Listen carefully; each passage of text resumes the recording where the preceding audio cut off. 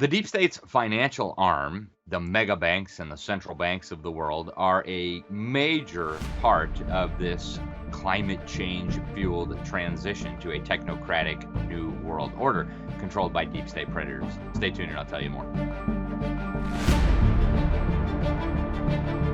Welcome, everybody, to another episode of Behind the Deep State for the New American Magazine. I'm your host, Alex Newman, senior editor of the New American Magazine.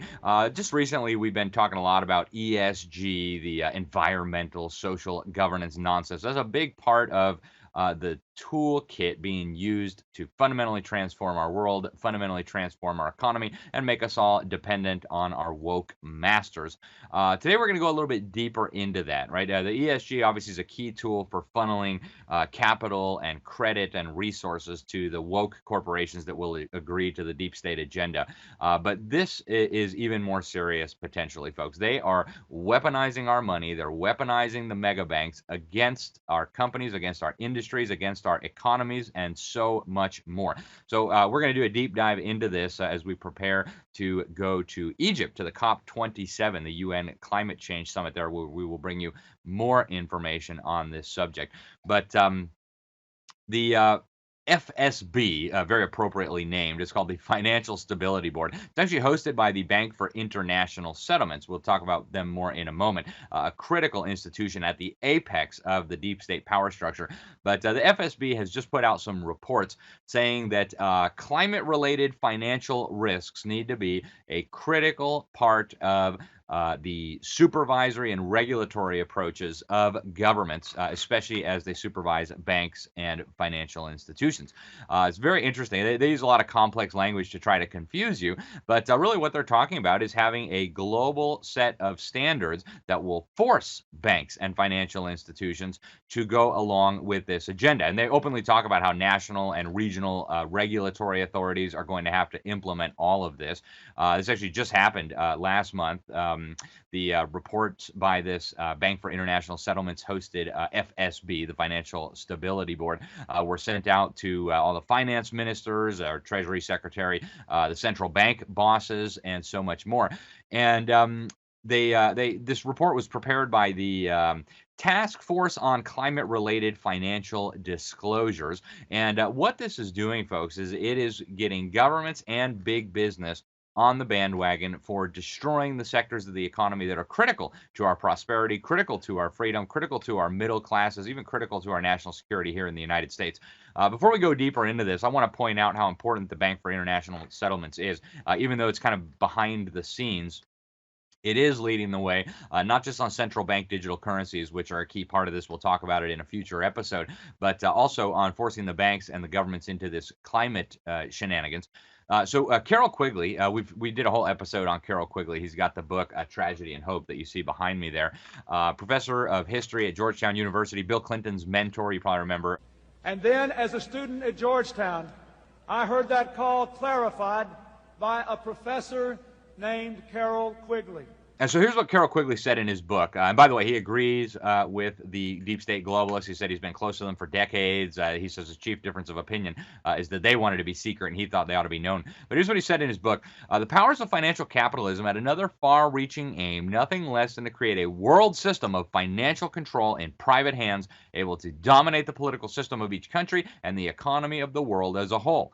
This system was to be controlled in a feudalist fashion by the central banks of the world, acting in concert by secret agreements arrived at in frequent meetings and conferences. The apex of the systems was to be the Bank for International Settlements in Basel, Switzerland, a private bank owned and controlled by the world's central banks, which were themselves private corporations. So the Bank for International Settlements that's putting out all this garbage through the FSB, a critical institution, even though it's behind the scenes, even though you don't hear about it much. It is one of the major power centers of the deep state. Was once totally under the control of the Nazis, by the way, a little not so fun fact.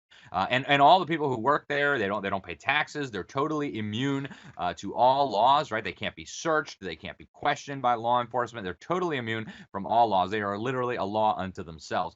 And so from the BIS and from the UN, this BS, this baloney sandwich is now being pushed onto the banks, which of course the banks are willing participants, right? They're all on board with this. That's how the leaders of these banks got to where they are.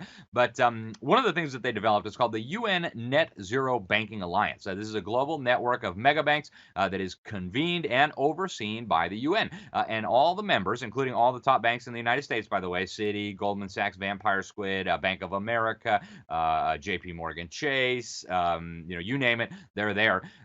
They all have to pledge that they are going to eliminate emissions of so-called greenhouse gases by 2050, and they're going to do that by transforming their lending portfolios and their investment practices. In other words, if you are a company that doesn't have a good enough ESG score, if you're a company that produces CO2 emissions, like you're a family farm, you are an energy producer, an oil refiner, you are going to be starved of credit. You are not going to be able to get the capital you need to keep operating. Instead, all of that capital will go to the favored industries controlled by the globalist deep state elites.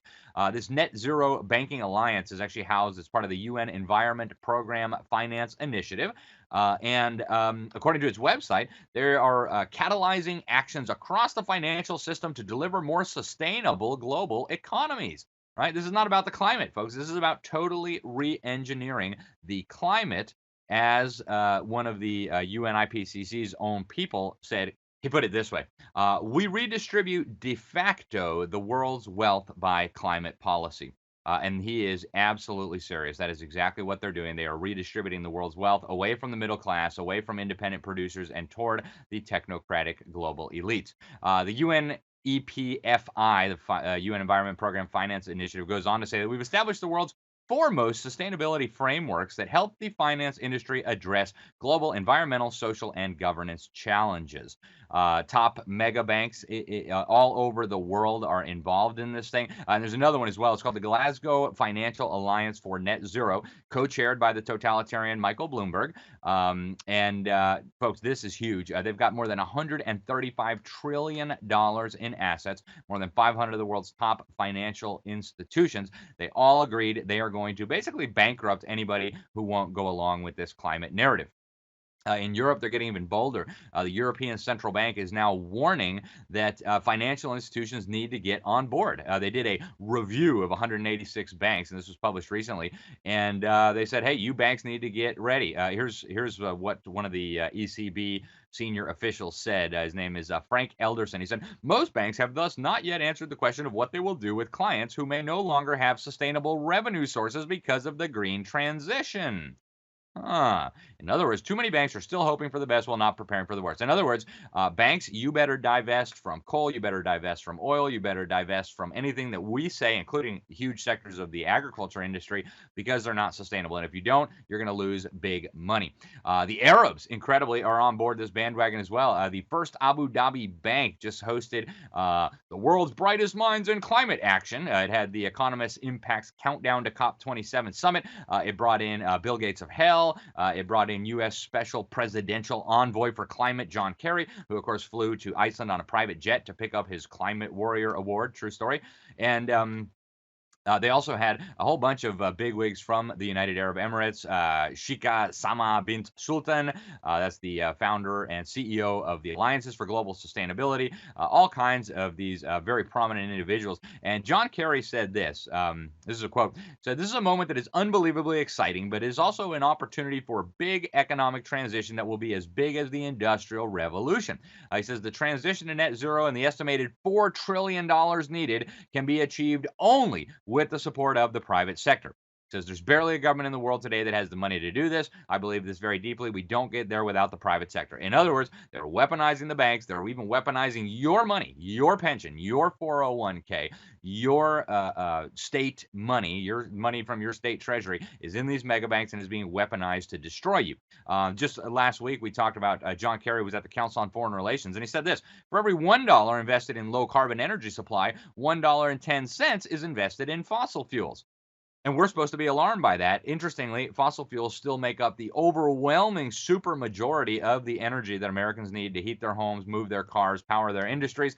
And yet we now invest almost as much in these stupid green energy things that don't work, solar panels, windmills, and other garbage that needs government subsidies, than we do in legitimate energy. And the green energy nonsense provides maybe a few percent of our energy needs, even though we invest almost as much money in that garbage as we do in fossil fuels. Folks, this is crazy. Absolutely crazy. Fortunately, you have a lot of states now that are pushing back on this garbage. A coalition of 19 state attorneys general has now launched a formal investigation into these U.S. mega banks and what they're doing. Some of the quotes from these guys are awesome. Here in Oklahoma, the Attorney General John O'Connor said his office was investigating because America is not run by the UN, and these banks are attacking Oklahoma fossil fuel producers and consumers, as well as Oklahoma jobs. He said that the Net Zero Banking Alliance, overseen by the UN, will destroy companies that are engaged in fossil fuel-related activities or depend on them for energy, or these lenders for capital. It is unacceptable that these banks are pushing an investment strategy designed to impose a leftist social and economic agenda. We agree, Attorney General. Over in Indiana, another one of the attorneys general involved here, Todd Rokita, he said that there was an apparent conspiracy between these mega banks and the United Nations. He says these banks appear to be colluding with the UN to destroy American companies that specialize in fossil fuels or otherwise depend on them for energy. They are pushing an investment strategy designed not to maximize financial returns, but to impose a leftist social and economic agenda that cannot otherwise be implemented through the ballot box. He said he was going to protect his people, but he said this new wokeism in the financial sector poses a real threat to everyday Hoosiers. Indiana farmers, truck drivers, and fuel industry workers are hurt when the radical left attacks whole segments of our economy, and it's troubling that these banks in the Net Zero Banking Alliance are taking marching orders from UN globalists, all too eager to undermine America's best interests. Missouri Attorney General Eric Schmidt, he called this Net Zero Banking Alliance a major threat to the industries in his state. He also pointed out that this is helping the communist Chinese and their dictatorship as they build more coal-fired power plants, as they absorb all the factories that are shutting down in the United States and Europe.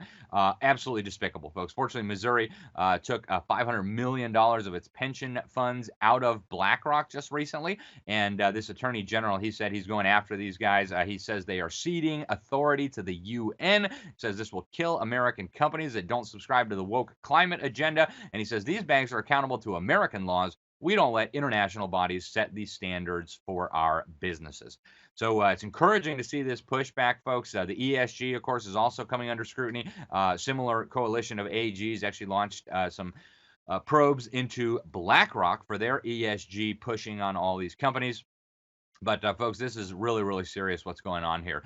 They are trying to take down the independent producers, our energy sector. And you know, by the way, you can tell that these people don't believe this stuff, because if they believed this stuff, the last thing in the world they would want to do is ship all our jobs and all our factories to China. But that's exactly what they're doing under the guise of saving the climate. The communist Chinese have promised they're going to keep increasing CO2 emissions until 2030. How in the world does it make sense to ship a factory from America over to China when producing those same things in China is going to produce a lot more CO2 emissions? That's how you can know you're being had. These mega banks, these UN globalists, these people trying to destroy our economy need to be held accountable, folks. And this stuff, they make it sound complicated. They use complicated words.